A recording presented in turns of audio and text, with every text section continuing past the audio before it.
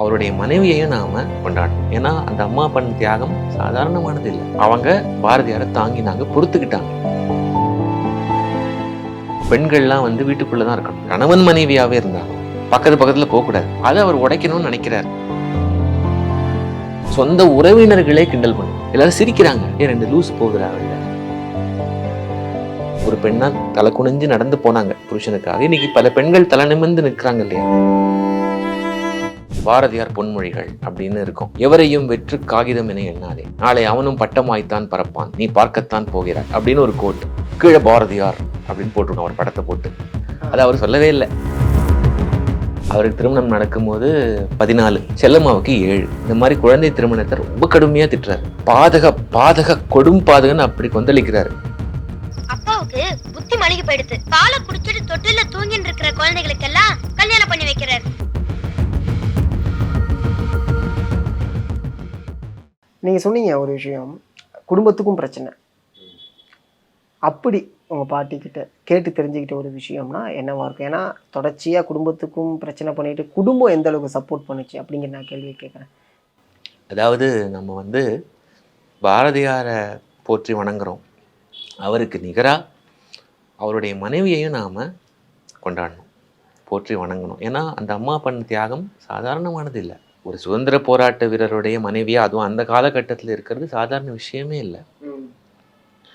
நிறைய பேருக்கு என்னென்னமோ கொடுமைகள் நடந்திருக்கு. பாலகங்காதர திலகரை ஜெயிலில் போட்டிருக்காங்க. அந்தமான்ல மனைவி இறந்து போயிடுறாங்க. வஉசி அவர்களையும் சிறையில் அடைக்கிறாங்க. அவருடைய சகோதரருக்கு மூளை கலங்கி சித்த சுவாதீனம் இல்லாமல் போயிடுது அந்த அதிர்ச்சியில், இல்லையா? நான் சொல்றது ஒரு துளி. ஆமாம், ஒரு பெரிய கடல் அளவு விஷயங்கள். நிறைய பேருடைய பெயர்கள் வெளில தெரியாமலே எவ்வளவோ தியாகங்கள், எவ்வளவோ வேதனைகள், எவ்வளவோ மரணங்கள். இந்த சுதந்திர இந்தியாவுக்கு பின்னாடி எவ்வளவோ ரத்தங்கள். செல்லம்மாவை எடுத்துக்கிட்டோம் அப்படின்னா, இப்போ பாரதியார் ஒரு கவிஞன். ஒரு கவிஞன் எப்போது இந்த ஃபிசிக்கலாக அந்த உலகத்தில் இருப்பானே ஒழிய மனதளவில் அவன் எங்கேயோ பறந்துட்டு தான் இருப்பான். அது அவனுடைய இயல்பு. இல்லைன்னா வராது கவிதை. அவர் அப்படி தான் இருந்தார். அதுக்காக குடும்பத்தை ஒதுக்கிட்டாரு, பாசமே இல்லை, கண்டுக்கவே இல்லை, பொறுப்பே கிடையாது, அப்படி இல்லை. ஒரு எக்ஸென்ட்ரிக்கான ஒரு மனிதர். தான் வாழ்ந்த காலத்தை விட ரொம்ப தொலைநோக்கு பார்வையோட, வெல் அஹெட் ஆஃப் ஹிஸ் டைம்ஸ்னு சொல்லுவாங்க இங்கிலீஷ்ல, அந்த மாதிரி யோசிச்சவர். அது சமகாலத்தில் இருக்கிறவங்களுக்கு புரியல. செல்லம்மாவை பொறுத்த வரைக்கும் அவங்களுக்கும் பாரதி மேல சின்ன சின்ன கருத்து வேறுபாடுகள் இருந்தது. எல்லா கணவன் மனைவிக்கு இருப்பது போல கண்டிப்பா சில கோபங்கள், எக்ஸாக்ட்லி, கோபங்கள் இருந்தது. நேச்சுரல் தானே. அவங்க பாரதியார் மாதிரி அவங்களுக்கு வேற எந்த நோக்கம் இல்லை. அவருக்கு ஒரு லட்சியம், இந்தியா சுதந்திரம் அடையணும், நாட்டுக்காக போராடணும், சமூகத்தில் இந்த சீர்திருத்தம் பண்ணணும், எக்ஸெட்ரா எக்ஸெட்ரா, தமிழுக்கு இது பண்ணணும், அப்படின்னு நிறைய அவருக்கு இருந்தது. அவங்களுக்கு அந்த மாதிரி எண்ணம் இல்லை. அவங்க ஒரு சராசரியான ஒரு குடும்ப பெண், 2 மகள்களின் தாய். அவங்க இதெல்லாம் படணும்னு என்ன இருக்கு? அவங்க நினச்சிருந்தா நீங்கள் ஒரு செக்யூர்டான வேலைக்கு போங்க, மாதம் மாதம் ஒரு தொகை வருமே, 2 பெண் பிள்ளைகளை பெற்று வச்சுருக்கோம், அவங்களுக்கு நாளைக்கு கல்யாணம் காட்சின்னு பண்ணணுமே, ஏதாவது சேர்த்து வைக்க வேண்டாமா, வீட்டு வாடகை தரணுமே, அது தரணுமே, இது தரணுமேனு அவரை நச்சரிச்சிருக்கலாம். ஆனால் அவங்க அதை பண்ணலை. கோபத்தை வெளிப்படுத்தியிருக்காங்க. அது கூட வெளிப்படுத்தாமல் யார் இருப்பா? வெளிப்படுத்தியிருக்காங்க. ஆனாலும் அவங்க பாரதியாரை தாங்கினாங்க, பொறுத்துக்கிட்டாங்க. ஏன்னா அவங்களுக்கு பாவம் தான். ஏன்னா பல பேருக்கு அவருடைய அருமை அவர் வாழ்ந்த போதே தெரியல. இவ்வளவு பெரிய ஒரு மேதை, ஒரு ஞானி, அல்லது ஒரு பெரிய ஆளுமை பின்னாடி நம்ம கூட இருக்கோம், அவர் கூட வாடுறோங்கிறது அவங்களுக்கு தெரியல. பாவம், தப்பு சொல்ல முடியாது. அவங்க அவரோட சேர்ந்து கஷ்டப்பட்டிருக்காங்க. 2 பேரும் சேர்ந்து தான் நிறைய அவமானங்களை ஃபேஸ் பண்ணியிருக்காங்க அந்த காலகட்டத்தில். இவர் ஈஸியாக சொல்லிடுவார், வா செல்லம்மா நம்ம நடந்து போகலாம் வெளியில் அப்படின்னு கையை கொத்துட்டு நடந்துட்டார் ஒரு வாட்டி. அது ஒரு சோதனையாக பண்ணார். சோதனைனா ஒரு எக்ஸ்பெரிமெண்ட்டாக நான் சொல்கிறேன். ஏன்னா அப்போ பெண்கள்லாம் வீட்டுக்குள்ளே தான் இருக்கணும். நீங்கள் கணவன் மனைவியாகவே இருந்தாலும் பக்கத்தில் போகக்கூடாது. கொடுமையான ஒரு காலம். கணவன் முன்னாடி போகணும், 10 அடி தள்ளி தான் மனைவி வரணும். இப்படி தலை குனிஞ்சிட்டு தான் வரணும். அதுவும் வீட்டுக்கு வந்துட்டா ஒரு கைதி தான் அவங்க. அதை அவர் உடைக்கணும்னு நினைக்கிறார். இவங்களுக்கு எப்படின்னா பாவம், பாரதியாரையும் மறுக்க முடியல, மற்றவங்களுடைய கிண்டல் கேலி விமர்சனங்களையும் தாங்கிக்க முடியல. அவங்க பாடு கஷ்டம் இல்லையா? கண்டிப்பா. ஆனாலும் சரி, நீங்கள் சொல்கிறீங்களா, அவங்க பேசிக்கிட்டோம், செய்கிறேன், பொறுத்துக்கிறேன். At the end of the day நீங்கள் சொல்கிறது தான் எனக்கு. நீங்கள் என்ன சொல்கிறீங்களோ செய்கிறேன். கோவம் இருக்கலாம், வருத்தம் இருக்கலாம், புலம்பலாம். உங்கள் உடல் நிற்கிறேனா? ஆமாம், விட்டு கொடுக்கல. சரி, ஐ வில் ஃபேஸ், நீங்கள் என்ன சந்திக்கிறீங்களோ ஐ வில் ஃபேஸ் இட் அப்படின்னு சொல்லி கை கோத்துட்டு அவங்களும் நடக்கிறாங்க.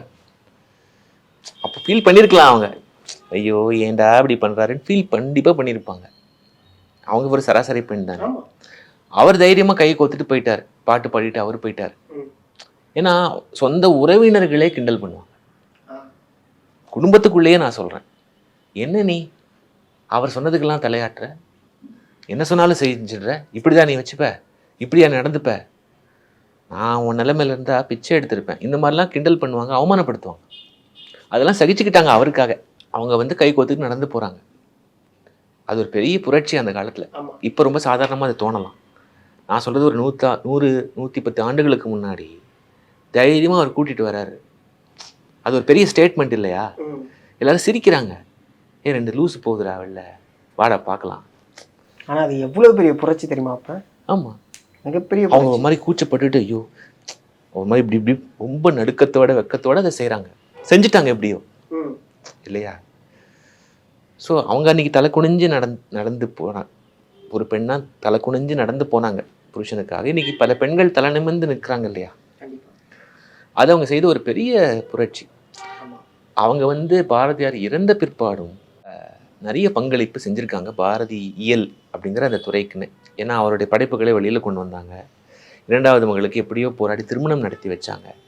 பாரதியார் வரலாறுன்னு புத்தகம் எழுதினாங்க. பாரதியாரை பற்றி சொற்பொழிவு பண்ணியிருக்காங்க ஆல் இண்டியா ரேடியோவில், திருச்சியில். தன்னுடைய பேரக்குழந்தைகள் எல்லாம் வந்து அப்படி தைரியமாக வளர்த்தாங்க. ஸோ அவங்க வந்து ஒரு முக்கியமான ஆவணம். அவங்களுமே அவங்களுக்கு எல்லா சாங்ஸுமே தெரியும் மனப்பாடமாக, பாரதியாரோட பெரும்பாலான சாங்ஸ். ஏன்னா எழுதி முடித்த உடனே பெரும்பாலும் சுட சுட செல்லம்மாக்கிட்ட குழந்தைகள்கிட்ட தான் அவர் பாடி காமிப்பார். ஓகே. ஸோ அவங்க வந்து ஒரு பெரிய பொக்கிஷம், பெரிய ஒரு, ஏன்னா அவங்க தான் பாதுகாத்து வச்சுருந்தாங்க இல்லையா? 1000 இருந்தாலும் 1000 சண்டை போட்டாலும் எப்படியோ அவரை காப்பாற்றி கொண்டு வந்துட்டாங்க இல்லையா? அதனால் அவங்க வணங்க வேண்டியவங்க. இப்போ குடும்பத்தோட சப்போர்ட்னு பார்த்தா அவங்க தான். அஃப்கோர்ஸ் குழந்தைகள்கிட்ட ஆசையாக இருப்பார். குழந்தைகளுக்கு அவங்க அப்பா ஒரு பெரிய ஹீரோ தான், அதில் மாற்றுக்கருத்தே இல்லை. குழந்தைகளுக்கு அவர் அப்படி சுதந்திரம் கொடுத்து வளர்த்தாரு, நிறைய கற்றுக் கொடுத்தாரு, நிறைய எக்ஸ்போஸ் பண்ணார், நிறைய அனுபவங்கள் எல்லாம் கொடுத்தாரு. நல்ல நண்பர்கள் அவருக்கு உண்டு. குடும்பத்தில் வந்து பெருசாக ஆதரவுன்னு சொல்ல முடியாது, ரொம்ப லிமிட்டட் தான். நிறைய சிஷ்யர்கள் உண்டு. அவங்க வீட்டில் ஒரு 25-30 பேர் இருப்பாங்களாம். எல்லாருமே அவருடைய சிஷ்யர்கள். அவங்க எல்லாத்தையும் ஹெல்ப் பண்ணுவாங்க, பாதுகாத்துக்காம எல்லாரும் ஹெல்ப் பண்ணுவாங்க, உதவி பண்ணுவாங்க. அவங்க நெய்பர்ஸ் புதுச்சேரியில் இருந்தப்போ அவங்க ரொம்ப ஆசையாக இருப்பாங்க. அவங்க வீட்டு குழந்தைய இவங்க பார்த்துப்பாங்க. அப்படிதான் அந்த பொதுவாக அந்த கால வாழ்க்கை முறையே இருந்தது. பாரதியாருக்குன்னு நான் சொல்லலை, வாழ்க்கை முறையே அப்படிதான். ஒரு தெருவே கூடி ஒரு வீட்டில் கல்யாணம்னா ஒரு தெருவே கூடி அந்த வீட்டுக்காக உழைக்கும். இப்போதான் நினச்சி கூட பார்க்க முடியாது நம்மளால. கண்டிப்பாக. ஸோ அப்படிதான் அவருக்கு அந்த குடும்ப ஆதரவுங்கிறது இருந்தது. நிறைய நண்பர்கள் அவருக்கு உண்டு. மற்றபடி குடும்பத்துலேருந்து பார்த்தீங்கன்னா பிரதானமாக செல்லம்மாவை தான் நம்ம சொல்லணும். ஏன்னா சின்ன வயசுலேயே அவருக்கு அப்பா அம்மா இறந்து போயிட்டாங்க. உறவினர்கள் இருந்தாலும் அவங்கக்கிட்ட ரொம்ப நெருக்கம்லாம் இல்லை, அவ்வப்போது உண்டே தவிர. மெயினாக மனைவி தான், அப்புறம் நண்பர்கள், அவருடைய வெல்விஷர்ஸ். நண்பர்கள் கூட்டம் ரொம்ப பெருசு எல்லா துறையில இருந்தும். நிறைய கவிதைகள் வந்து பாரதியாருடைய கவிதைகள் அப்படின்னு சொல்லிட்டு நிறைய பேர் சொல்கிறாங்க அப்படிங்கிற ஒரு விஷயம் இருக்குது. அதில் எதெல்லாம் இல்லை, எதெல்லாம் இருக்குது? அதாவது இது உண்மையாகவே பாரதியார் கவிதையா இல்லையா அப்படி கேட்குறீங்களா? கவிதையை கூட விட்டுருவோம். நான் நிறையா இப்போது இணையத்தில் பார்க்குறேன், அது ஒரு பதிவாக கூட நான் போட்டிருக்கேன். என்னென்னா பாரதியார் பொன்மொழிகள் அப்படின்னு இருக்கும். அது அவருடையதாகவே இருக்காது, யாரோ எழுதியிருப்பாங்க. ஆனால் கீழே அவர் பேர் போட்டு அது பிரபலமாகணுங்கிறதுக்காக செய்வாங்க, விற்பனைக்காக. எவரையும் வெற்று காகிதம் என எண்ணாதே, நாளை அவனும் பட்டமாய்த்தான் பறப்பான், நீ பார்க்கத்தான் போகிறாய் அப்படின்னு ஒரு கோட் கீழே பாரதியார் அப்படின்னு போட்டிருக்கோம் அவர் படத்தை போட்டு.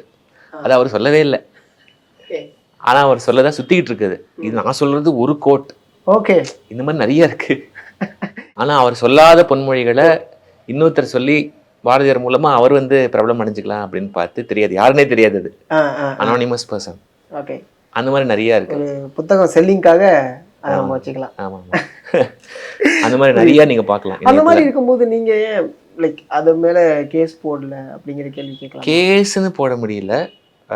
ஆனா அது ஒரு கண்டிச்சு, மென்மையா கண்டிச்சு ஒரு பதிவு நான் என்னுடைய யூடியூப் சேனல்லையே நான் போட்டிருக்கேன். பாரதி கான்சியஸ்னஸ், பாரதியார் எழுதாத பொன்மொழிகள் அப்படின்னு சொல்லியே ஒரு பதிவு நான் போட்டிருக்கேன்.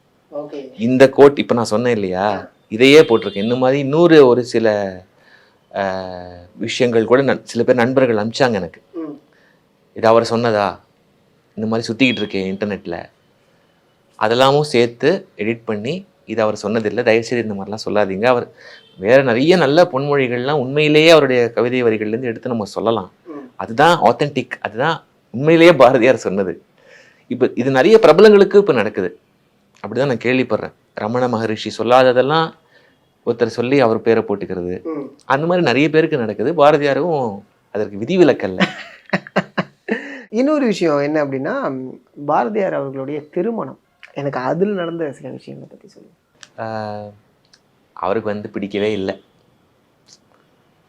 அந்த காலத்துலலாம் சைல்டு மேரேஜ் தான். அவருக்கு திருமணம் நடக்கும்போது 15 வயது, சாரி 15 வயது கூட இல்லை, 14. செல்லம்மாவுக்கு 7. பின்னாடி அவருடைய சுயசரிதையில் அவர் வந்து ரொம்ப கடுமையாக திட்டுறாரு. இதை இந்த மாதிரி குழந்தை திருமணத்தை ரொம்ப கடுமையாக திட்டுறாரு. பாதக கொடும் பாதகன்னு அப்படி கொந்தளிக்கிறாரு. ஒரு வாட்டி பாதகம் அல்ல, பாதக கொடும் பாதகன்னு கொந்தளிச்சு எழுதுறாரு. ஏன் பிறந்தே நீ துயர் நாட்டினிலே, இன்னும் நீங்கள் 10 வருஷம் நாசமாக போங்கடா அப்படின்னே சொல்லுவார். இந்த மாதிரி ஒரு மூட பழக்கத்தை ஒன்றும் பண்ண முடியாது. அப்பாவோட கட்டளை மீற முடியல, பண்ணி தான் ஆகணும். சாய்ஸ்லாம் கிடையாது, கட்டாயம். ஆமாம், உத்தரவு தான். பண்ணா இவங்களை பண்ணிக்கோ. ஆணுக்கும் சரி பெண்ணுக்கும் சரி. பெண்களுக்கு இன்னும் மோசம், ஆண்களாவது கொஞ்சம் பரவாயில்ல. அவருக்கு 14 வயது, செல்லம்மாவுக்கு அப்போ 7 வயது. கடையம்ல திருமணம் நடக்குது. கடையம் வந்து தென்காசி பக்கத்தில் இருக்கிற ஊர், செல்லம்மாவோட சொந்த ஊர். அங்கே அதை மறக்கிறதுக்கு என்ன பண்ணுறாரு, அவருக்கு வந்து பாடுறது ரொம்ப பிடிக்கும். அப்போ வந்து செல்லம்மாவை பார்த்து பாடுறாரு. 14 வயசு தான். அப்போ வந்து என்ன பாடுறாருன்னா, ஒரு காதல் பாட்டு பாடுறார். தேட கிடையாத சொன்னமே உயிர் சித்திரமே மட அன்னமே அரோசிக்குது பால் தயிர் அன்னமே தன தன அப்படி ஒரு பாட்டு இருக்கு. அவருக்கு வந்து ஒரு கிராமிய இசை வடிவம் இருக்கு, சிந்து பாட்டுன்னு இருக்கு. அது ஒரு நாட்டுப்புற இசை வடிவம். அவருக்கு அதில் ரொம்ப ஈடுபாடு உண்டு. அதில் ஒரு வகை காவடி சிந்துன்னு பேர். அதில் வந்து அதுக்கு ரொம்ப ஈடுபாடு. அண்ணாமலை ரெட்டியார்னு ஒரு பெரிய நிபுணர் அதில் இருந்தார், பெரிய கவிஞர். அவருடைய பாடல்களில் நிறைய படித்து இன்ஸ்பயர் ஆகி பாரதியார் அதே மாதிரியே எழுதியிருக்கார். அதில் ஒரு பாட்டு தான் இது. ஸோ அதை வந்து பாடினாராம் அன்னைக்கு. ஆமாம், திருமணத்தன்னைக்கு. யாருமே பண்ண மாட்டாங்க. இவர் வந்து வேறு வழி இல்லைல்ல, தந்தையோட உத்தரவும் மீற முடியாது. அதற்கு முன்னாடி சின்ன வயதிலேயே வந்து அவருக்கு ஒரு பெண் மீது காதல் இருந்தது. 11 வயதுலேயே அவர் வந்து கவிதையிலேயே அதை பதிவு பண்ணியிருக்கார். ஆனால் அது பிளாசம் ஆகிறதுக்குள்ள அவங்க தந்தை வில்லனாகி கட் பண்ணிட்டார், அதை பிரேக்கப் ஆயிடுச்சு. காதல் தோல்விக்கு பாரதியாரும் விதிவிலக்கு இல்லையா? ஆமாம், அது ஒரு கவிதையிலே வருது, அவருடைய சுயசரிதையிலே வருது. உடனே திருமணம். அந்த திருமணத்தில் அந்த பிடிக்காம அவர் வழி இல்லாமல் பண்ணுறாரு இல்லையா, அதை மறக்கிறதுக்கு பாட்டு பாடுறது, அதெல்லாம் அவர் செஞ்சுருக்காரு. இதையும் நான் ஒரு பதிவாக போட்டிருக்கேன், அவர் திருமணத்தன்னைக்கு என்ன நடந்தது அப்படின்னு. அப்புறம் ஒரு குட்டி சொற்பொழிவு கூட நிகழ்த்தினதா செல்லம்மா சொல்கிறாங்க. அது நமக்கு கிடைக்கல, அந்த கண்டென்ட் காத்தோட போயிடுச்சு. கடையம்ல வருடம் அவருடைய திருமண நாள் வந்து ஜூன் 27. சேவாலயான்னு ஒரு தொண்டு நிறுவனம் இருக்காங்க, அதோடைய ஃபவுண்டர் திரு முரளிதரன் அவர்கள் வந்து ஒரு 30 வருடங்களாக வந்து நிறைய ஏழை குழந்தைகளை படிக்க வைக்கிறாரு இலவசமாக. அதுவும் பாரதியாரால் இன்ஸ்பயர் ஆகி தான். எல்லா புண்ணிய காரியங்கள்லையும் ரொம்ப புண்ணியமானது ஒரு ஏழையை நீ படிக்க வைக்கிறதுன்னு அவர் சொல்கிறார் பாரதி. அது சின்ன வயசில் படித்து இன்ஸ்பயர் ஆகி இந்த நிறுவனத்தை அவர் தொடங்கினதாக சொல்வார். அவர் ஜூன் 27 ஜூன் 24லேருந்து 27 வரைக்கும் கடையம்ல பாரதி செல்லம்மா நூலகம் ஒன்று அமைச்சிருக்காரு அரசு உதவியோட. அதில் பாரதி செல்லம்மா சிலை வச்சு 4 நாட்கள் கொண்டாடுவார். அவருடைய திருமண தினத்தன்னைக்கு சிறப்பு நிகழ்ச்சிகள்லாம் நடக்கும். மாணவர்களுடைய பேச்சு போட்டி, டான்ஸு, பாட்டு, சொற்பொழிவுகள், பெரிய பெரிய எழுத்தாளர்கள் அவங்கெல்லாம் வந்து பேசுவாங்க. ஸோ அவருடைய திருமண தினத்தை கூட ஒரு பெரிய திருவிழாவாக கொண்டாடுற மக்கள் இருக்காங்க. ஸோ வரலாற்றில் எந்த கவிஞனுக்கும் இப்படி இருக்கான்னு தெரியல. அவருடைய திருமண தினத்தெல்லாம் வந்து வேற எந்த உலகத்தில் இந்த மாதிரி நடக்குதுன்னு எனக்கு தெரியல. முரளிதரன் சார் வந்து அது வருஷம் பண்ணுறார். நான் ஒரு 3-4 முறை அதற்கு போயிருக்கேன். ஒரு நல்ல அனுபவம்.